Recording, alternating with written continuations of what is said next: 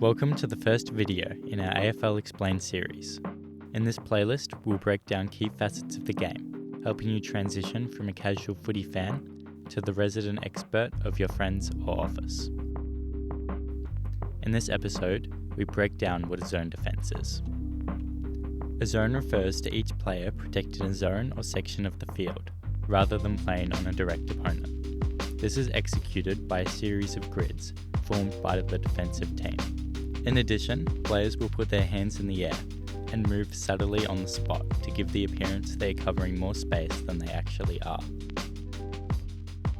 A zone is most notably formed after a behind is scored, a stop in the play giving the team time to set up and lock the ball in their forward half. In theory, a successful zone should both demand a high level of competency in decision making and execution by the ball carrier, and turn a defensive situation into an attacking opportunity by creating a turnover.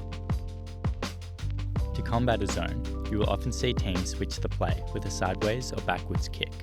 This is in an attempt to shift the zone out of position, creating pockets of space for teammates to lead up into. In response, the zone must move as a unit, holding their shape as they shift sideways. If even one player is out of position, it is enough opportunity for an attacking side to move the ball forwards. But what happens if the offensive team plays on? In this case, it is the closest defender's role to run towards the ball carrier and apply pressure.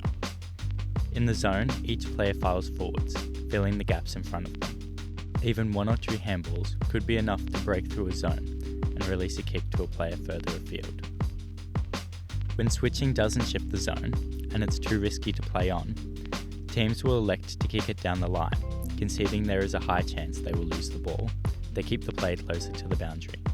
The boundary is seen as a safer option as it increases the likelihood of a throw-in.